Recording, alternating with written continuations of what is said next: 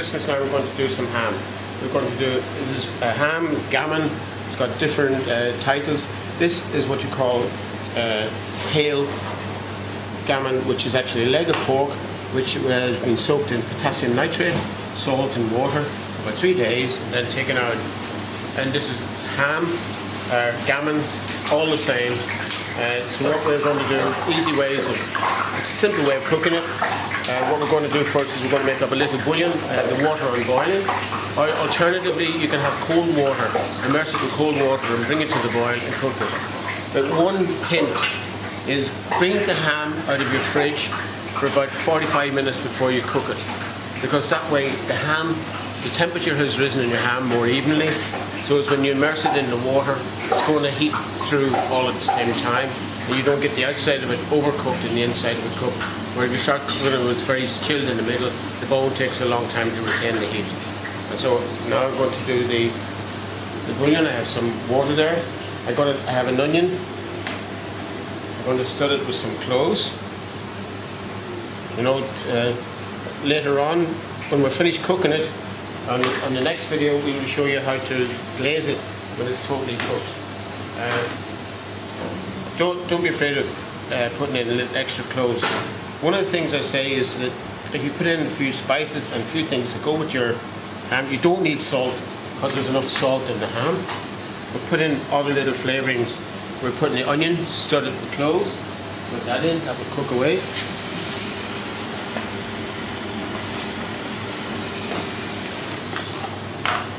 Putting in 2 cinnamon sticks, 2 whole cinnamon sticks into the water, and a little bit of pepper. Just a little bit of cracked pepper into the water. Just you can add a bay leaf, you can add herb stocks, you can add anything you like, you know, whatever you want to do to make up your bouillon. Just let it simmer for a while. While that's simmering, I'm going to show you what to do with the ham.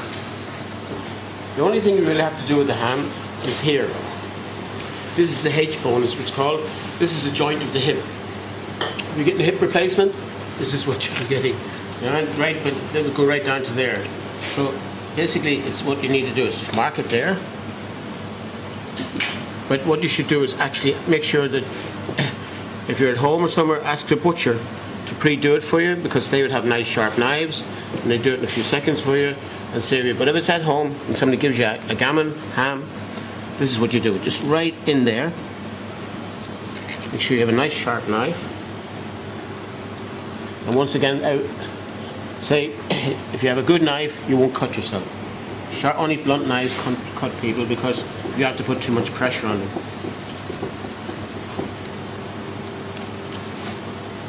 And what happens is this takes you all the way down to the joint of the, nearly out to the edge of the ham. Now, nice and clean as you can get it. That there, just ready to go in. What we will do is we'll just immerse this, and when it's fully cooked, there's a little bone here which will pop up, and we will break this and pull it. If it comes away easy, the ham is cooked. If it doesn't come away, leave it in there until it keeps cooking. That's just your sign that your ham is cooked. Okay, we'll talk to you. Just put this in now.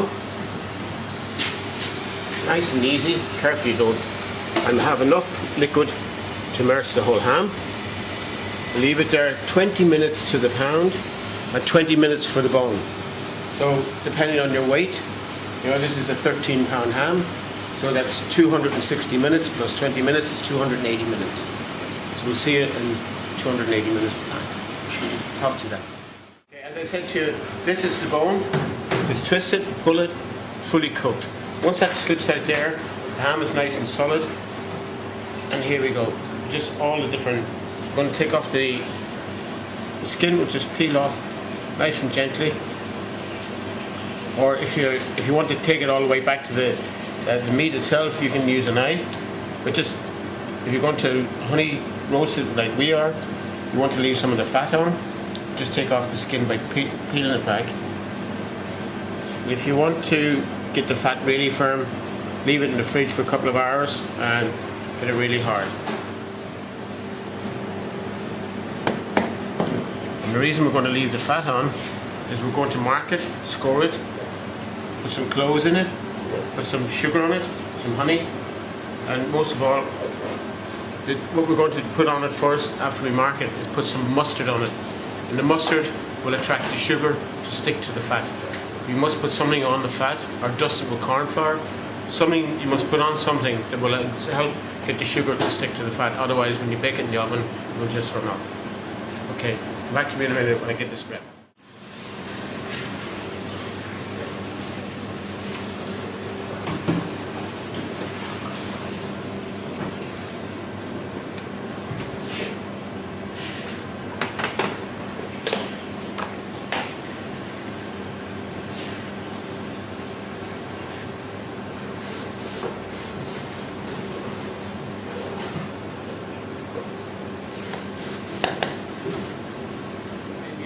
Some mustard.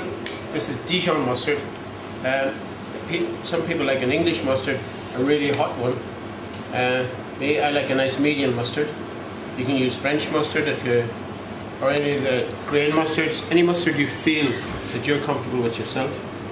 So just, there we go, just liberally put it on, because you want something that will stay on for the sugar to stick to it. Make sure all the fat is covered. Grooves are there so you know where you're going. When it cooks out, you'll get the scoring marks come up. Now all the way around.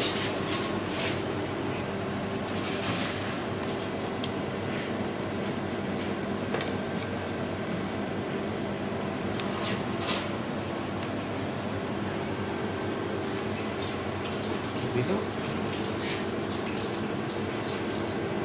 Now, that's enough mustard for the sugar to stick to. Next thing is what we're going to do before we put the sugar on, we're going to put the cloves in. Again, up to you individually, depending on how many you want to put onto it, or how much clove flavour you want in it. Clove is great to help use up in the fat. I have my mustard on. The what sugar now, what I'm using here, I'm using a dark brown soft sugar, and I'll tell you why I'm using this rather than demerara, because it will stick to the mustard, the little pat. The demerara, being grainy, will just run off. So I'm just using this one to pat it down, almost like flour.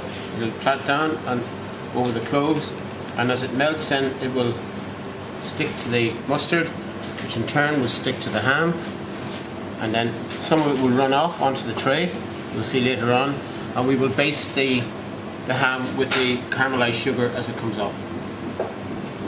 So that's basically here. If you put honey on, what happens is the honey runs off, and you would have to put a dusting of corn flour or a light dusting of flour to hold the honey to stop it from completely running off, so as you get some kind of a coating. Well, there we go, nicely on, well packed with sugar, and soft sugar is great. It holds tight, gives you a nice coating, and here we go. As you notice, I pat with this hand and I lift the sugar with this hand, so they don't get cross-contamination with the sugar. Now, what temperature? This goes into a very hot oven, about 220, because you want the sugar to burn very quickly. You don't, because if you're too slow an oven, it will just melt and all run away. Really hot oven, you want it to caramelize quickly. Silicone paper. This is the same as if you buy a silicone mat, but you can buy the silicone paper. I know we're doing this all over the world, but here in Dublin we use McDonald's at Queen Street, which is the home of Dick Knives. And so any good knife company, if you go to them, they'll get you this. It's actually washable paper, easy to fold, put it away in your drawer when you're finished with it. And when all the sugar comes off here, it means that your tray is not burnt. You don't have to be scraping it, just wash it off on the paper. This is absolutely perfect for one of the most fabulous things I've ever found, silicone paper.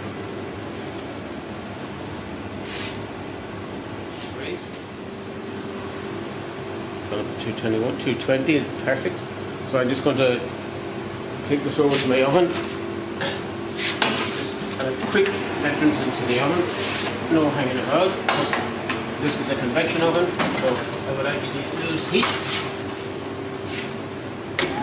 As you see, it drops, but now it'll come straight back up again.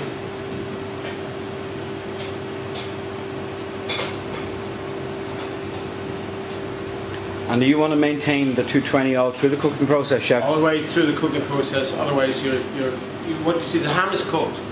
So all you're really doing is you're really crusting. You know, like you put a crust on a rack of lamb after it's partially cooked. Same with this here. You just simply put your crustiness there to add extra flavors. You know, the mustard will cook to the ham, sugar will cook to the mustard, and we have it all ready. You see, temperature's come back up. 2 minutes, it'll all be ready. And there, leave this in here. Depending on your oven, about 30 minutes should do it. Take it from there. Cooking so the sugar comes off, but baking into the fat because the mustard is holding it. Nice, beautiful colour coming up. 2 more minutes in the kitchen. We can smell all the sugar burning. So it's time to raise our ham from the oven. Okay, and we're going to take it off. I'm going to put it onto. What you can do, just get your sugars. See, because it's on the silicone, you can lift it up, get a nice pool of sugar back over it. Soft sugar does this. I love working with soft sugar.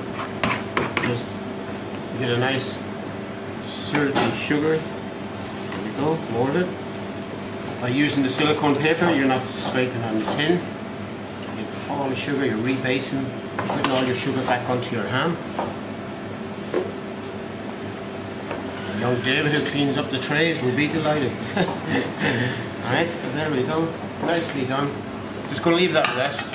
In a few minutes I'm going to cut a few slices to show you the outcome of a lovely sugar-baked mustard ham.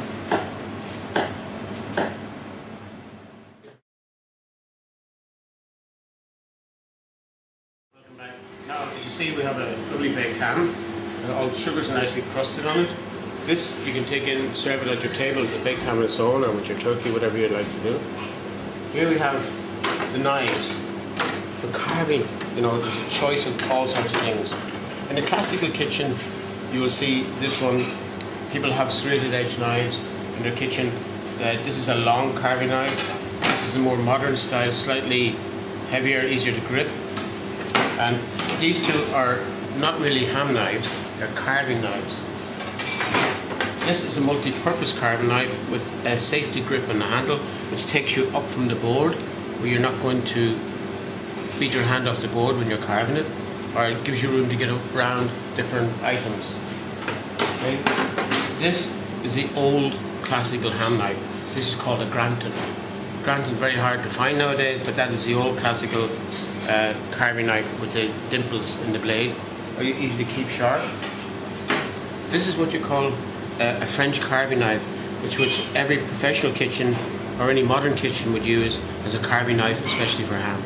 It is long enough, it's slim enough, see, not and you know, absolutely sharp enough to take it. And you just use your fork.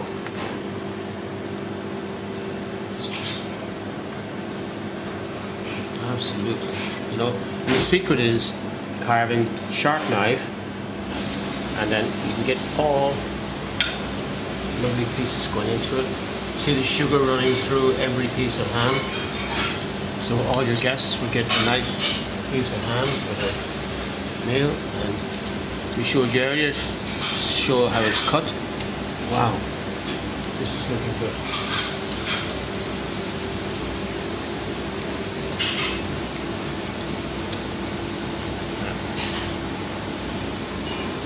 How's that? What a lovely piece of ham, all nicely sugared and browned. You can serve it to anyone. Serve that with your turkey, or serve it on its own, and accompany with nice vegetables. Hope you enjoyed your ham video, and we'll see you again for the next one.